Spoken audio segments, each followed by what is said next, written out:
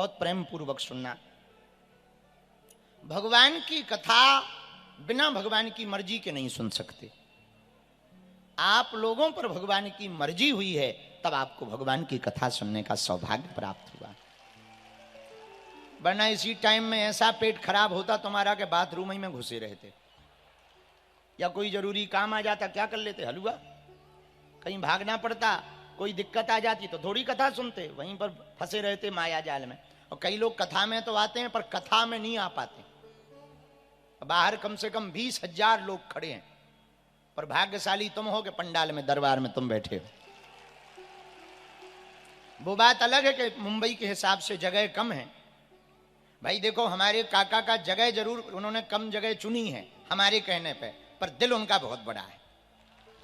हाँ, इसमें तो कोई संदेह नहीं। तो देखो, हम ये कह रहे थे कि देखो ये भगवान की कृपा है, आप भीतर बैठे बढ़िया कथा सुन रहे, आनंद ले रहे। मान लो भगवान की कृपा ना होती तो कहीं फंसे होते माया जाल में, फोन में लगे होते, काम में लगे होते, रोटी बेलन में लगे होते। तो भगवान की कृपा है, लो भगवान की कथा सुन रहे। ये भगवान की ही इच्छा से हो सकता, क्योंकि कथा भी उनकी है और इच्छा भी उनकी है। सब ही न चावत, रामचरितमानस में गोस्वामी जी ने लिखा, सब ही न चावत राम गोसाई बंधो कीट मरकट की। सबको राम जी नचाते हैं और राम जी की इच्छा से ही सब होता है। बिना भगवान की इच्छा से कुछ होने वाला, जोर से बोलो, कुछ होने वाला नहीं। जो भगवान करें, जो भगवान कराएं वही हो सकता है। इसलिए भगवान की इच्छा मान करके, भगवान के ऊपर निष्ठा रख करके, ये सबसे बड़े सौभाग्य की बात है कि हम सबको कथा में आने का सौभाग्य मिला।